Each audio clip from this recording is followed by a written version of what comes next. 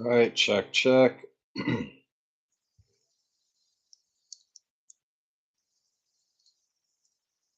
been messing around with the 2016 GSXR 600. Got a little bit of work to do to this bad boy. So this bike right here, I've done quite a work on it in the past, quite a bit of work. Let's see, I've rebuilt the forks, replaced this clip on here. Gonna glue this grip back on, maybe put a little bit of better grip glue. But so far so good. Rebuilt those forks about, I think, 6,000 miles ago. No leaks. Replaced this stator cover here. The only thing that's leaking is this O-ring here on this aftermarket cover. I don't know if we're gonna go ahead and see if we can order the customer the OEM O-ring and see if that makes a difference or if that corrects that issue.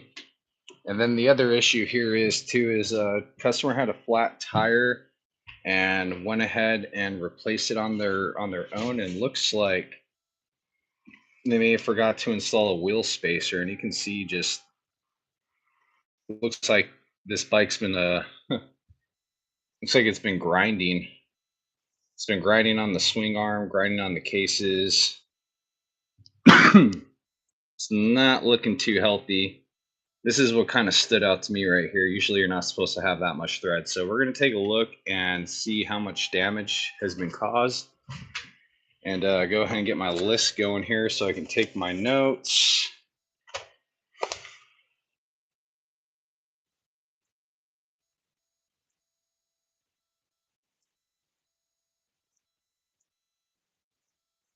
Okay. So basically, inspect for damage.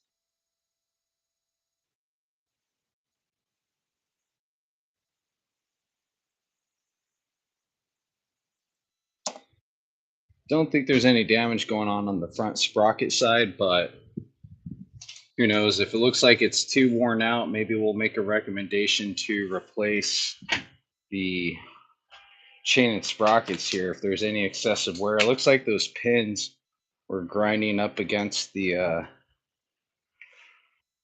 yeah, those were definitely grinding up against something there. So find out right now. So let's see what we got going on here. All right, cool. It just looks like some people joined up in the chat. All right, so I think that's a 32. What is this?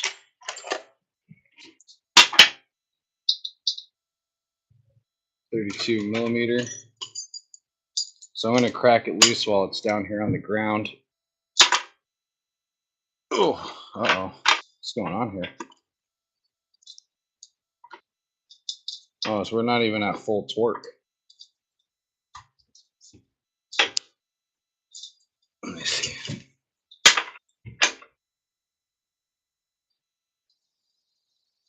Oh, yeah. Well, we'll find out right now if this is broken.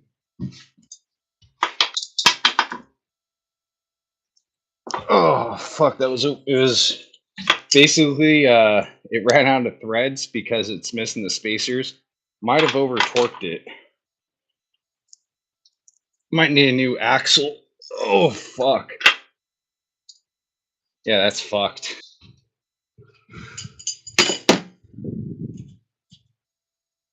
So what we can do,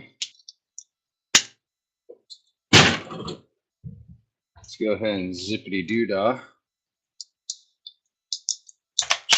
I'm pretty sure he's gonna need new axle and hardware.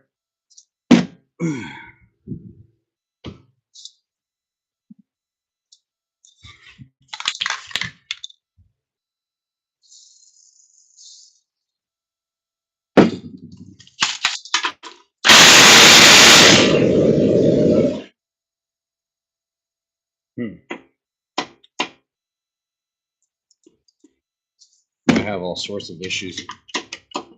We might be missing shit.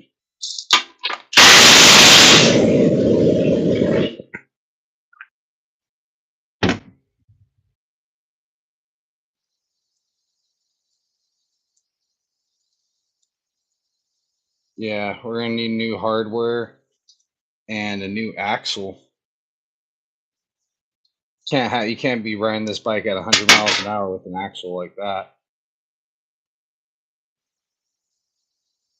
He pulled all the threads have been pulled off on it. Look at that.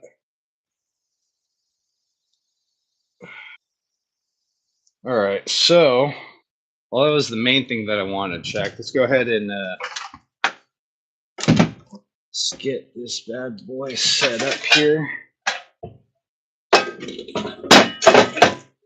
Okay.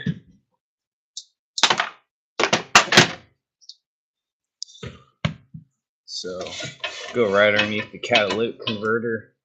It's typically a good mounting point.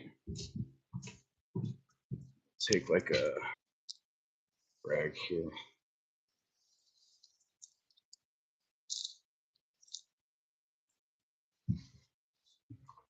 Okay. Put a little bit of cushion underneath the cat.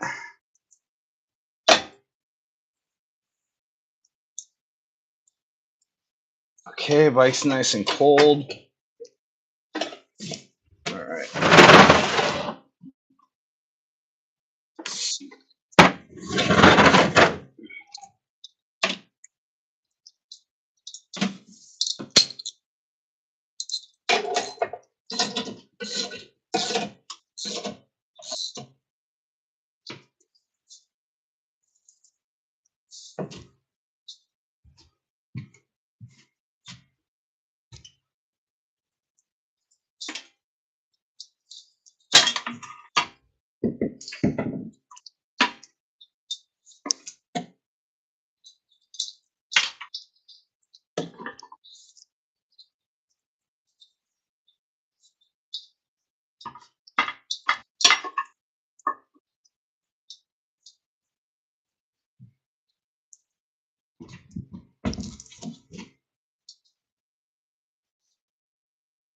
Oh, fuck.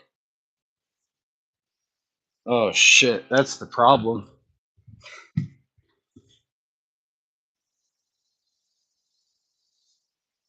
What else is going on here?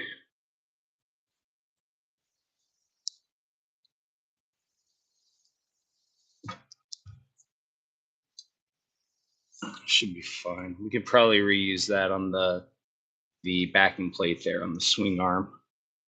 This is all chewed up. Huh. Interesting. So looks like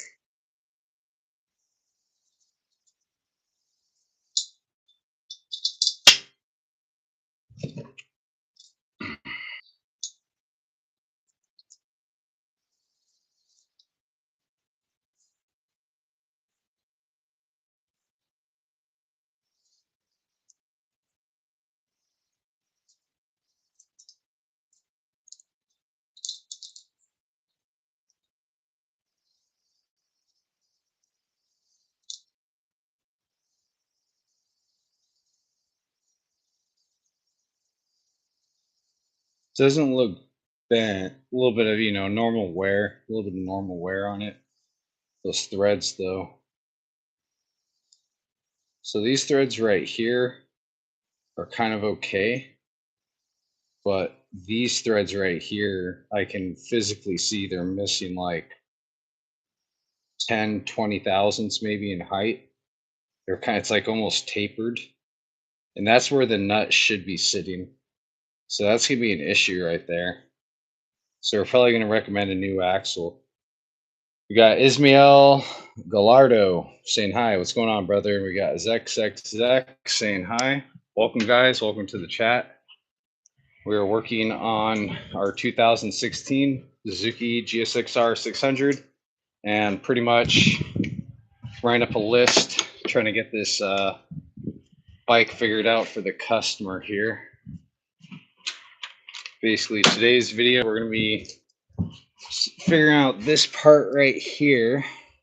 So look at, that's pretty, oof. That's pretty bad. I mean, probably want to take all that apart and clean it. I'm just wondering, where's all the other metal coming from?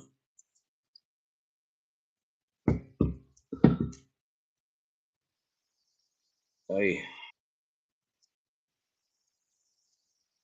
bearing feels good.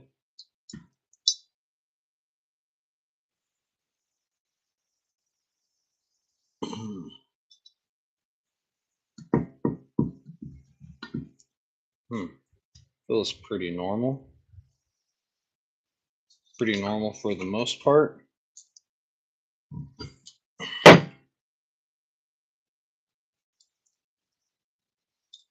Could just be dirty.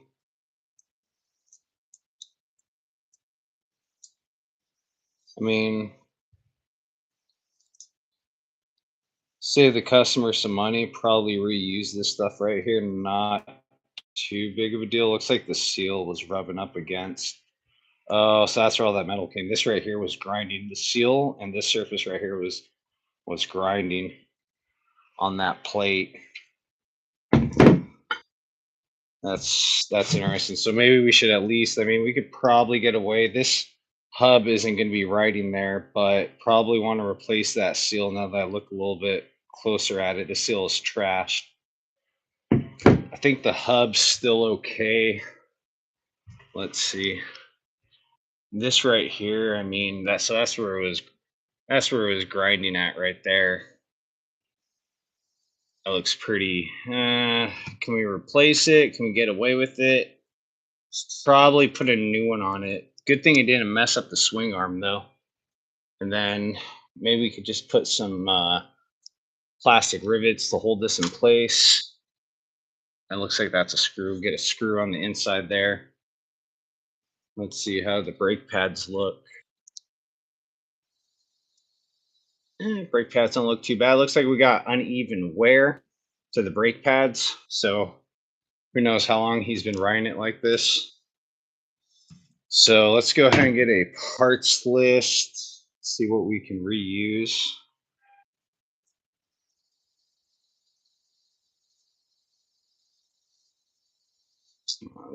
All this hardware's fucked.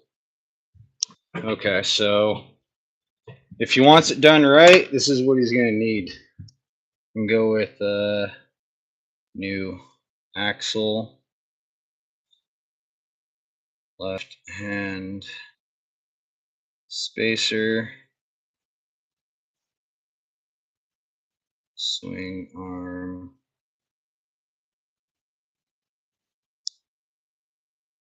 spacer plate. Let's see. Go nut, washer, and let's see here.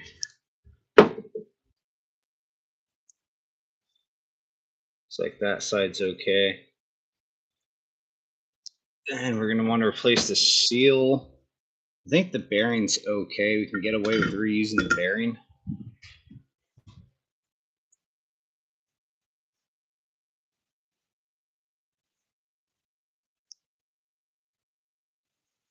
Okay, drive hub seal.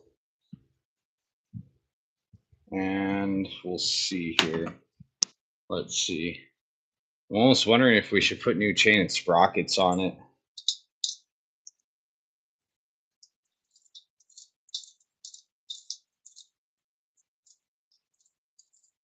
So bike's probably original.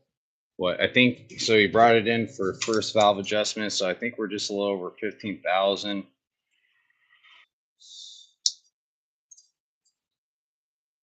Yeah, we're about 15,261 miles.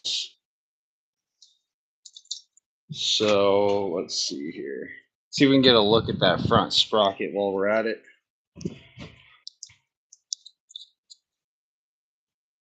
Not without taking off the cover. Sometimes you can see the teeth from the bottom side.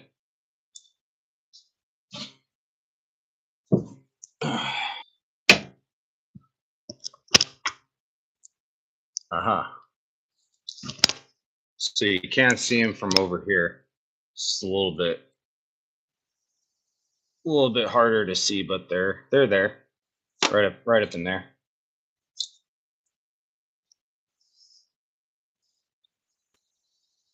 And shoot, it's probably almost time for new chain and new sprockets.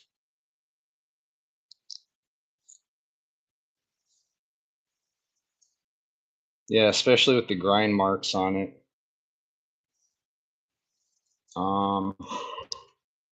See, do we really need to replace this chain though?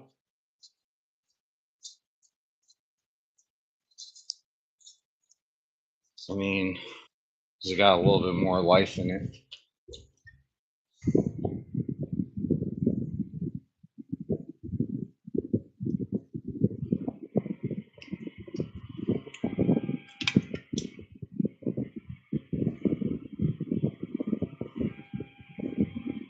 Oh no, the sprocket has weird wear to it. It got worn out on one side. That side's like ground down. That side's normal. That side was getting ground down. Okay, that's what I was kind of looking for. So probably could have gone a little bit longer on the chain and sprockets, maybe just a little bit longer.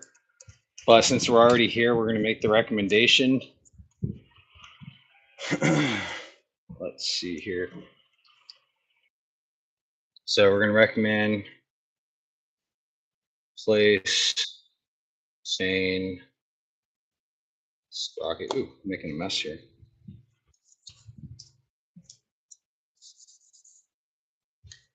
Chain, sprockets.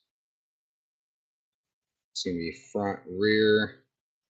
There, let's see, I think there's not a lock washer. It's just bolted on the front drive sprocket. Let's see. Yeah, it should be good. I can always look up. Let's see. Does it tell me how many teeth are right here? No. How do the nuts look? I think I can reuse those nuts. Probably not a big deal. All right, cool. So we got Kaiser 11. Hey, how's it going? Doing good. We are working on bicycles.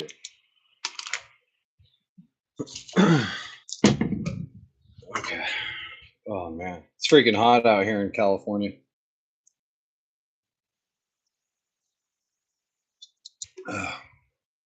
Okay, so bicycle time.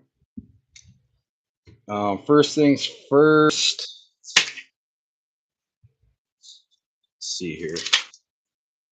Switch it up. Those are the nasty gloves. Put on some clean gloves here. A little bit cleaner. See if I can get my sweaty monkey paws into these things. Okay, so I kind of have an idea what's going on with the chain and sprockets now. Probably recommend replace the chain cover too while we're at it.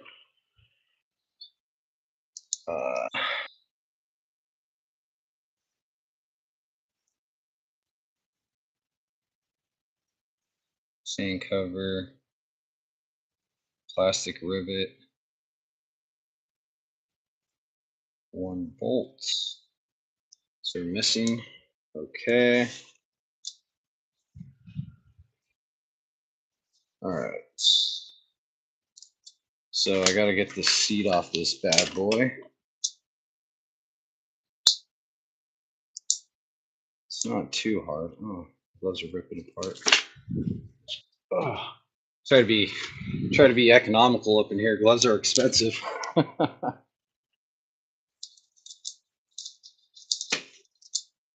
Maybe they come with holes in them from the factory. Okay, so pretty much I'm going to prep this thing for doing a valve adjustment. I don't know if I'm going to do a valve adjustment right now. Might, maybe. We'll see how I'm feeling.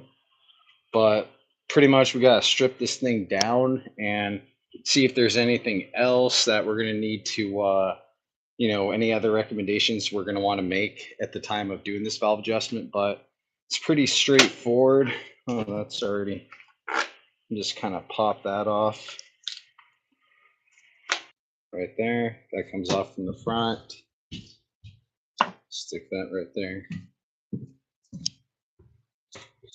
I like to kind of like push up on top and stick my fingers in.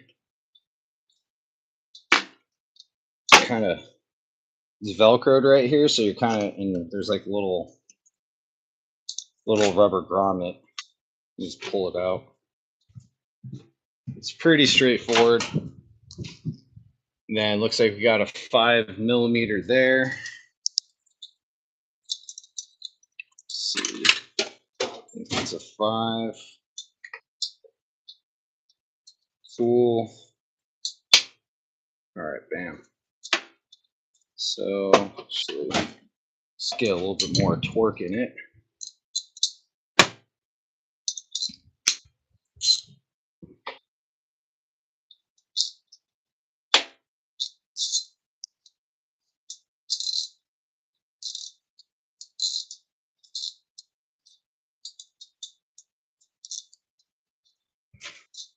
Oh man, it is freaking hot today. Okay. Time to zippity doo-dah.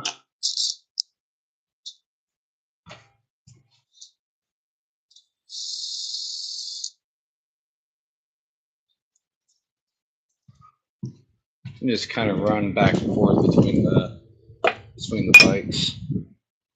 One side to the other side, up and down. Okay. That leaves us our seat.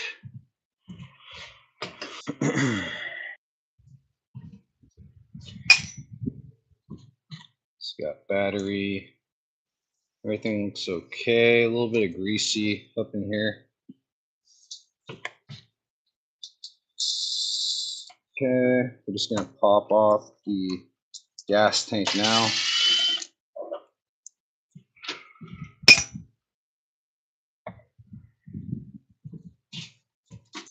Let's see what we got going on. Not too much gas in the tank. Sweet. So it's like we got a fuel line, connector, some vacuum lines right there. So to make things easier,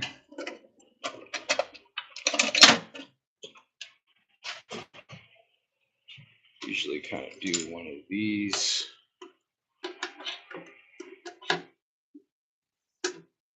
Okay, so now we got our gas tank popped off. We can kind of see what's going on.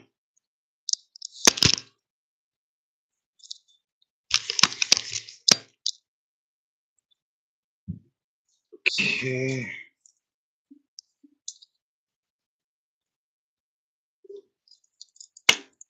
Pull that. Let's see. Need a flat head.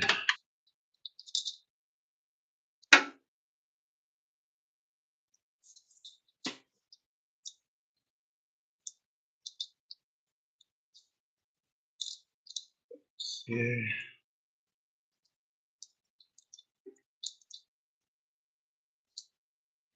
That's what I like about Suzuki. Super simple. I don't have to do a bunch of crazy shit to get the fuel lines off and whatever. Everything comes off pretty straight, easy, and forward. Really nice bike to work on. Okay, we're gonna spray a little bit of lube on that right there.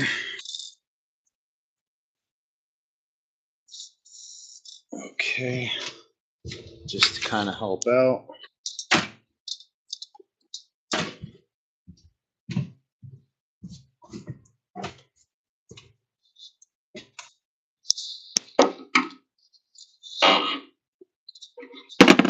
Okay. Okay, so that's pretty much it. We got the whole gas tank pretty much disconnected now at this point. Got the drain hose and the emissions line off to the charcoal canister.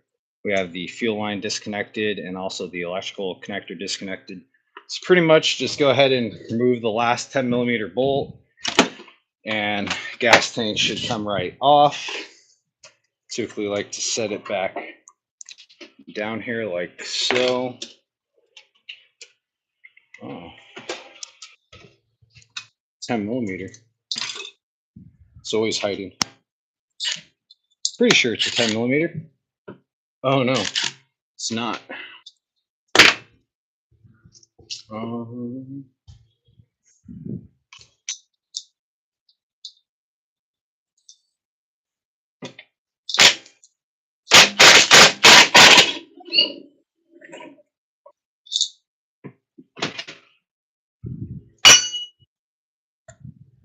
Okay. So in theory,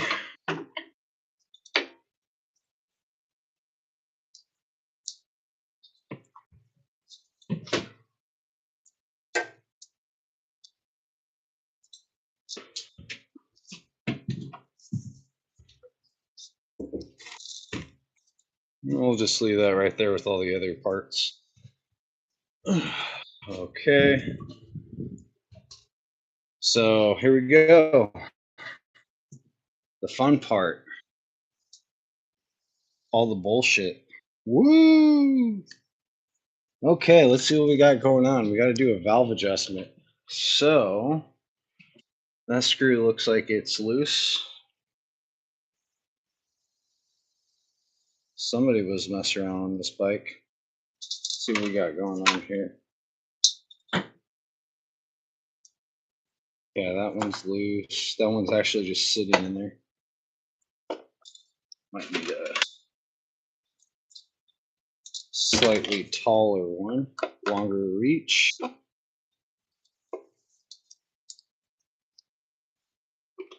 Okay.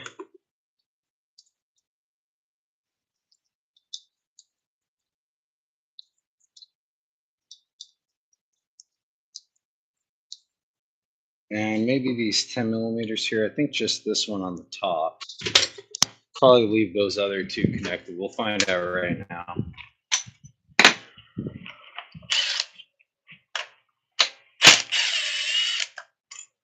Okay.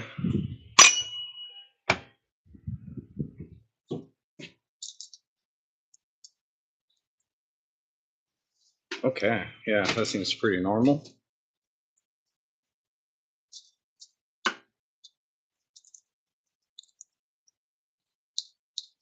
Oh, looks like this one wasn't. That one was left loose. So somebody definitely tried taking off the airbox or had the airbox. Let's see what that air filter looks like in here. I'm kind of curious. That's that's the fun thing about working on non-dealership bikes is you never know what you're gonna get, and that's what makes me a good mechanic. I feel like is I don't get just the basic oil changes and whatnot. I get crashed bikes that have been put together incorrectly and are missing a lot of service, and sometimes they don't run or they don't run right, and it's my job to figure out what was done. I kind of do forensics and figure out what exactly was done on the bike, and then I can go ahead and fix it. And I have a pretty decent success rate at fixing motorcycles.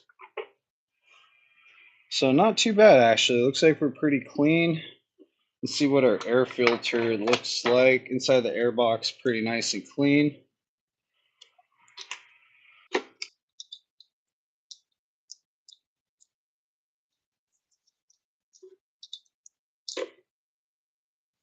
Okay, so probably time for new air filter.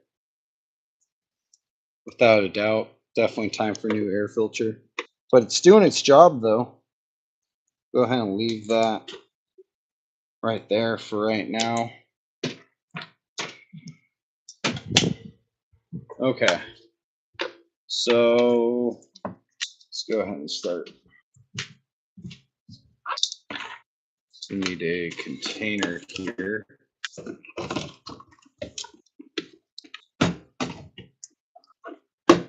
So we'll see how many parts containers we need.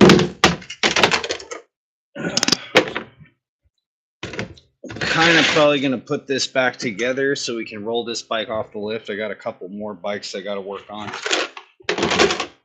So we'll definitely keep those in mind. Okay, so let's go ahead and remove this air box now. So it looks like this is our CDI right here. That's going to go ahead and get pulled off to the side carefully. And we might have an air hose right here. We'll probably have to pull out the air box to get access to that. And then it looks like it should just probably pop right off. We have an air temperature sensor right here. We'll have to disconnect that after we lift the air box. And Are these 5s or 6s? No, those are 5.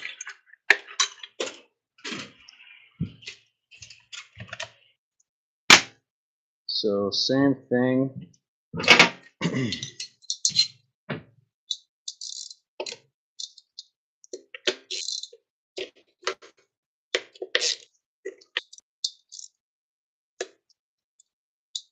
Go ahead and loosen these all up.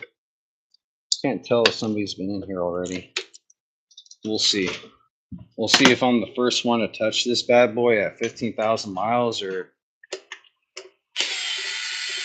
has she been touched by somebody else claiming to be a virgin, but she ain't. Let's find out.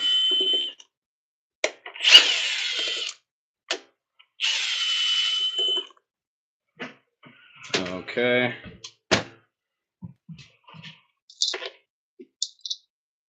I'll take these bad boys.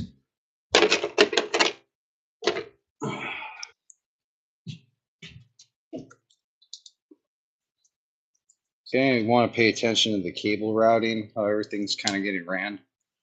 We got the intake ducts right here, pretty tight fit. Let's try to get this off right here.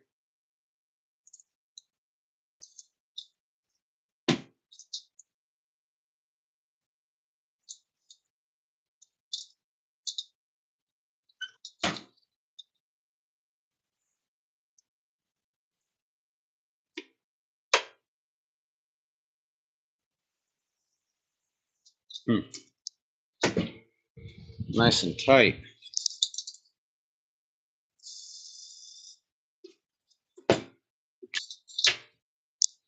See if we can get a little bit more. So this one right here has got to come off.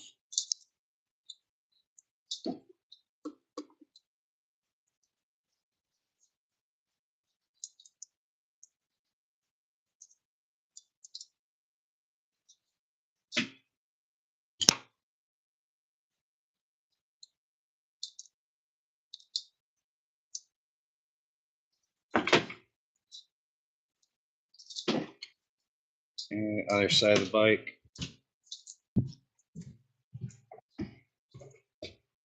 See, got a clip right here.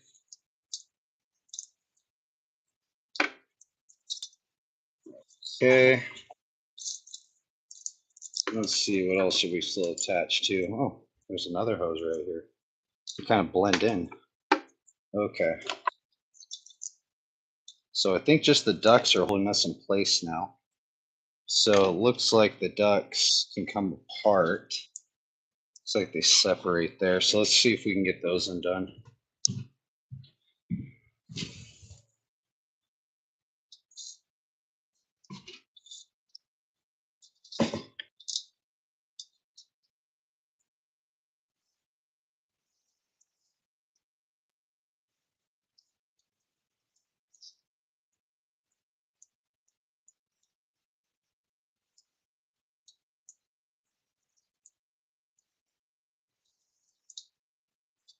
Okay.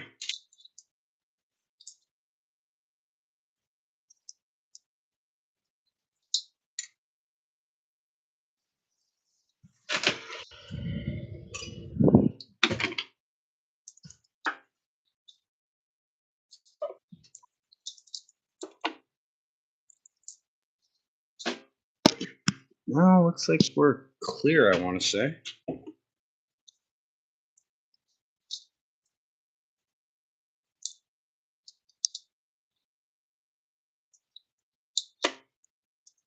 There we go.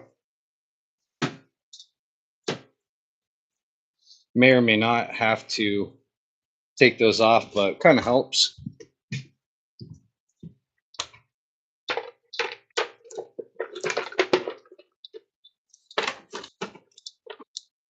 Okay.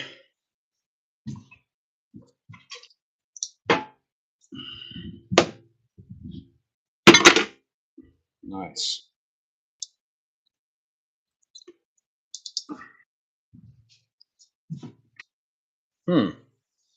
Well, that wasn't too hard.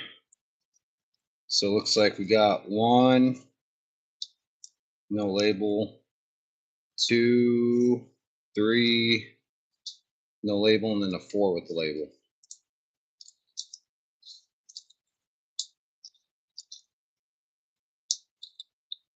Let's see, do we want to check the compression first? Never hurts to check compression. Ooh, a little tight.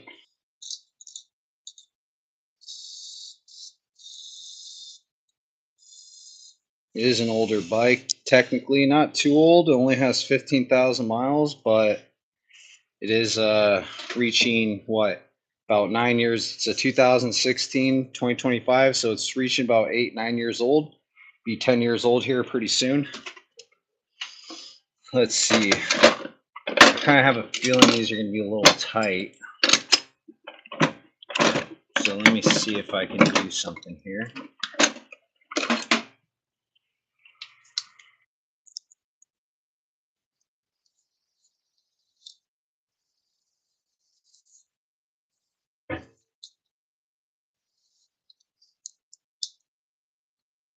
Yeah, these things are freaking seasoned there, but maybe not seized, but these things are going to be stuck.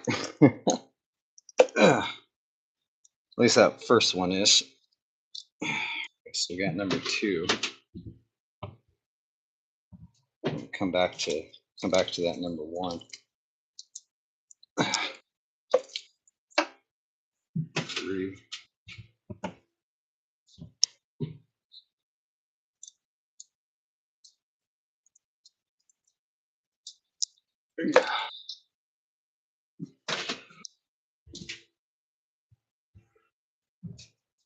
Okay. Fuck. Yeah. Got her. A little bit of oil kind of helps. Just gotta squirt it down so it gets in there. Kind of loosens up the rubber on the metal. Okay, so could we run a compression test from here? I mean, technically we could. Looks like this has been sealed. Oh, somebody put grease in here. I don't think they do that from the factory. These are usually dry. Huh. Maybe somebody's definitely been in here.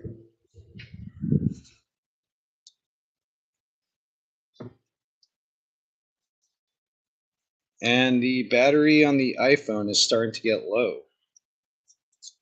So let's maybe shoot. Well, we're definitely gonna have to do a valve adjustment, but let's see what our compression's at first. I always like to know what the compression's at. So here. Compression's important.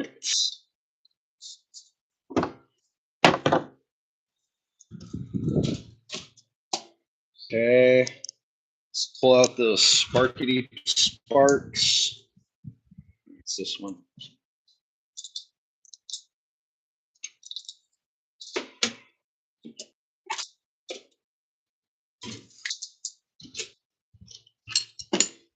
Okay, so I'm gonna go with this setup right here. I'm gonna drop it.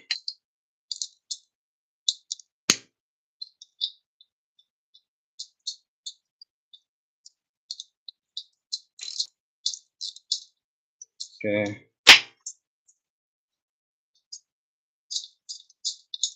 That's number 2.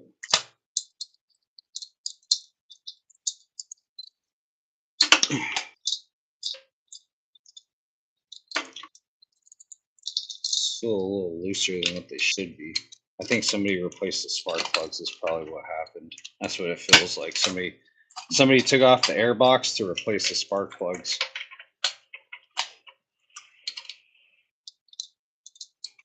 Which typically I would recommend replacing the spark plugs at the same time as doing the valve adjustment. I think it's like every 8,000 miles or 7 to 8,000, but most people never do it. So I at least recommend change the spark plugs when doing the valve adjustment, since you're already going to be in there. But let's see what kind of sparkety sparks we got and what they look like. Let's do an electro check.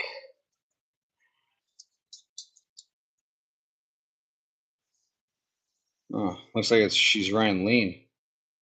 It's kind of normal, a little on the lean side. I mean, that's kind of how they. It's not white, it's not black. It's probably pretty optimal. These things do tend to run on the leaner side for emissions. They don't have like, not running rich. They're tuned to pass emissions, so they're not really pumping too much fuel into the engine. So that's kind of optimal. It won't really be too black. If it was any blacker than that, probably be an issue. If it was any whiter, that would indicate a lean condition. Maybe we got something going on. So these things right here hang on just barely being lean. If anything goes on with any of the systems, they'll go from optimal tuning to running too lean, which they just won't run right or cause engine damage. And let's see. Yeah, he has the right ones in here. CR9, EIA-9. That's going to be an iridium type spark plug specifically for this. The older ones used to be on the older Gixxers, they used to be just the CR9E. I mean, technically, you could probably run these. They're a lot cheaper, but you can see the electrodes. One's like the original type of electrode, non-resistor type, and then that tip right there, this one on the left, that's iridium tipped. So just two different types of materials and two different types of spark plugs. But this one right here is what the older Gixxers used to use. This is what the newer Gixxers use. Yep.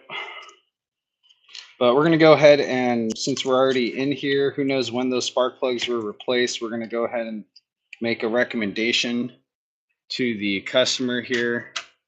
Basically, we need some sparkety sparks. So let's go ahead and make a note of that. Replace.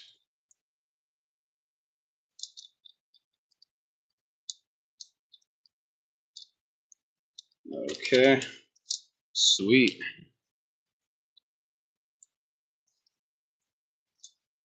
All right, let's see what we're doing.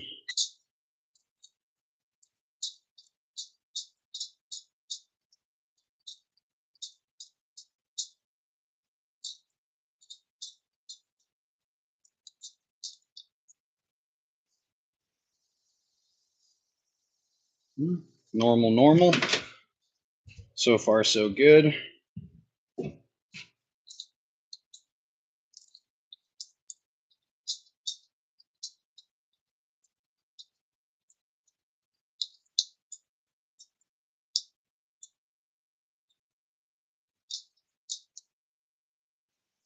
All right. So now, let's go ahead and check some compression. Handy dandy snap on.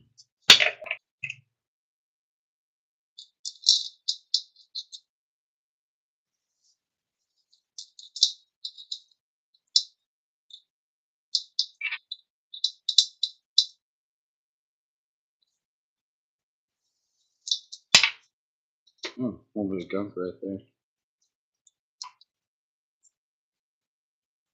So get this grease wiped off so it doesn't get sucked in during testing. Yeah, this definitely don't put grease. These aren't supposed to be grease. I get what they're doing. It probably didn't have the best seal. Usually, while while it's under negative pressure, though, as long as it's it's positive and negative pressure, as long as it's on there, it shouldn't suck in too much dirt. It's going to want to suck in dirt or air from the least restrictive place, which is going to be the opening. So if your air filter is clogged up, there's a potential for it to start sucking in dirt from the sides there. But as long as you have a free flowing air filter, there's not a restriction or like a high pressure here, or what would it be? Essentially a high pressure here and a low pressure here, then that would cause it to start sucking dirt around the airbox and your throttle bodies. So that's kind of the important thing with keeping your air filter clean is as long as the air filter is clean under normal conditions, it won't really suck in like from weird places that it's not supposed to. The second your air filter starts becoming restricted and clogged, dirt and air due to pressure differences, it will find a way to get inside through those nooks, crannies, and cracks and eventually contaminate your engine. cause excessive wear to your engine. So that's why they recommend replacing the air filter in dusty or rainy environments, just because you're going to run into that issue a little bit more frequently than, say, just like, dry, humid air, or if not humid, arid. Okay, so let's see what we're at here. Oh, I gotta loosen up that grip.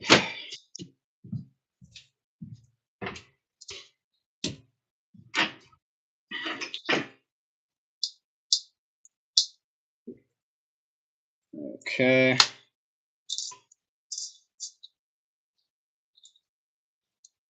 All right, firing the hole.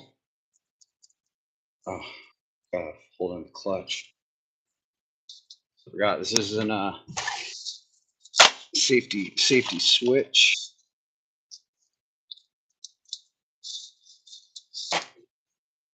I think this should work. Let's see if this works.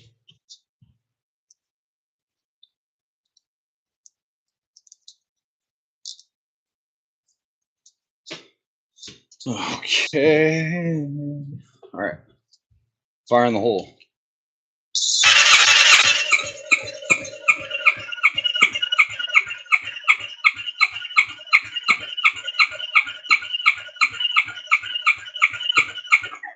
Yeah, it's all right. About 218 psi. Okay. And it doesn't hurt if you got a low battery. We'll throw a charger on this just because typically just sitting here running tests, we'll kind of put a drain on the battery. So if you don't have a good charged battery to run this test, you definitely would want to hook up a charger to it carefully. And you don't want to be basically jumping your bike. That's how you damage them. You need to have a good battery. Okay. Let's go ahead and number 2.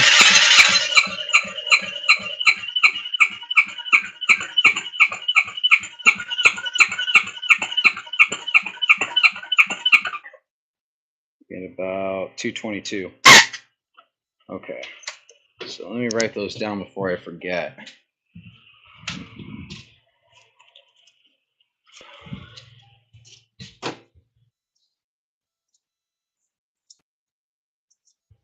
Okay, so compression.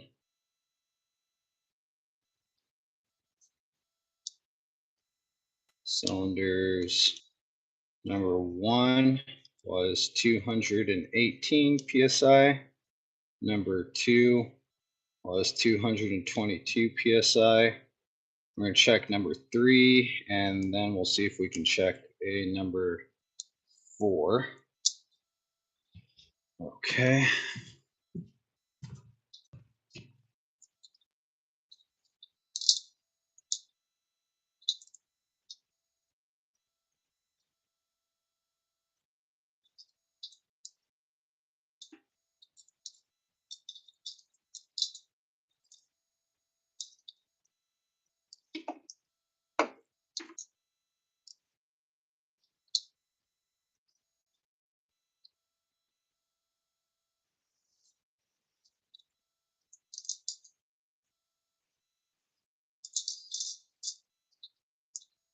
Pulling the throttle wide open.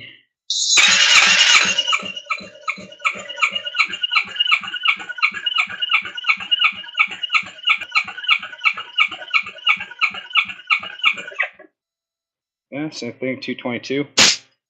That's healthy. And let's see what number 4 was. It's pretty common for number 4, since it's kind of on the drive or the side that has more torque, it's driving the camshafts. Typically, those will get a little bit tighter, I noticed, because they run a little bit more lean. So I think it causes the valves to wear a little bit quicker. But we'll see how consistent that theory is. So checking number 4.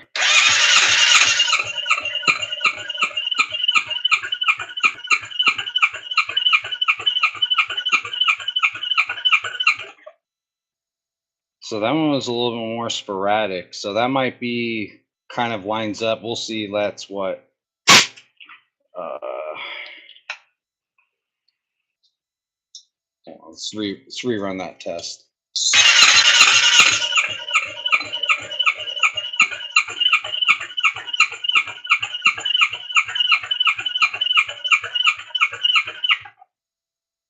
So we're looking about 212 psi. Not bad. And we're definitely going to want to put a charge on our battery now. So let's go ahead and hook that up. Definitely don't want to run a battery like that and then let it sit for too long. That's how you'll damage the cells. So we'll go ahead and get some life support hooked up to our battery. Try to figure out, we might need a little bit of that.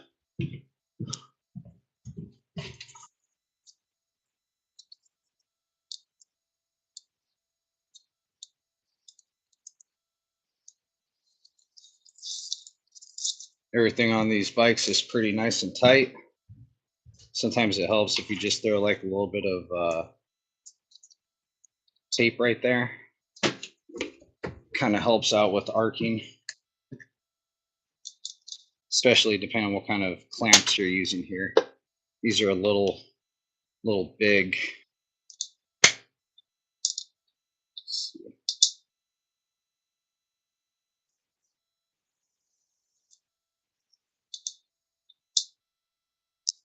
I'll try like that. Battery tender's kind of making it a little difficult.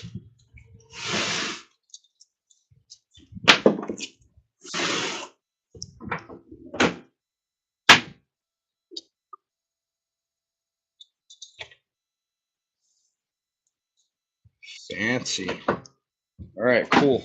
Let's get a little bit of power hooked up. So it didn't drop too much. Some juice on it. Okay, cool. All right. And actually, one thing you can do too, I always like to do this. Good practice when charging a battery is I always like to disconnect the ground side, open up the circuit. And the reason for that is so you don't overcharge the battery or the system and have too much voltage flowing into electrical devices since the circuit's closed. But by taking off the ground, you open up the circuit, so it shouldn't cause too much damage. Okay, get that going again. All right, so had about 222 and then 212 on the compression. 222 and 212. So let's see where we're at.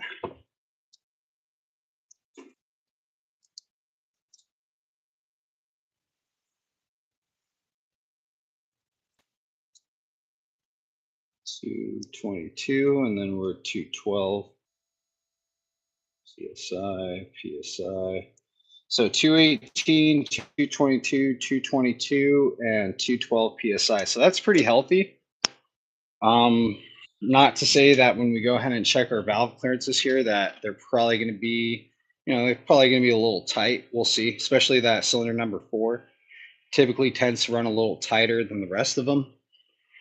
So we're going to go ahead and get the iPhone up on the charger. I'm going to get some water. Pretty much have this thing broken down. We have an idea of the compression. Went ahead and checked out the rear tire. So I'm going to go ahead and let the customer know what we're kind of looking at right now as far as parts, labor, and give them an update. Hey, we're, cracking on your bike, ran a compression test, looks pretty healthy. We're going to go ahead and, dive into this in a little bit. So go ahead and stick around if you already haven't. If you just found my channel, I do a lot of bikes like this pretty much. It all depends on what the customer wants. You get random years, makes, and models. And for example, we have a 2016 GSXR 600 for a valve adjustment and some rear tire work. A couple of days ago, we had a newer 2015 Honda CBR 300, which the engine was locked up and we ran some additional tests: compression, fuel system, pressure check, and we ran a bunch of electrical system checks, the starter circuit and the charging circuit, and then eventually verified that 100% the engine was locking up, seizing the main bearings on the crankshaft were seizing. So yeah, give this video a thumbs up. We'll see if we're gonna do in a members only. I don't know. I already have a Gixxer 600 video on YouTube that's a members only. How I do pretty much the valve adjustment in detail. We'll see if we're gonna go ahead and make another video, or if I'll just do a members only live stream and set it to a lower tier rate, minus doing a in-depth step-by-step tutorial. Usually it takes a long time. If say I'm videotaping this today, I probably won't have a tutorial video for probably a couple months, depending on how heavy my workload is or what other projects I got going on. So the live stream is typically the most information, unless I have the time or I feel like it's an easy job, or something kind of nichey that fits to YouTube. Like a couple weeks ago, we were working on the KO230, and we were pretty much doing a diagnostics, carburetor work, carburetor tuning, throttle replacement, and we got it running pretty good. So yeah, go ahead and stick around. We'll probably be back in a little bit. We're going to take a quick break, and once again, appreciate you guys hanging out in the chat and giving the channel some giving us the support, giving us a follow, and yeah, that's it, guys. Stay tuned for the next one. Thank you.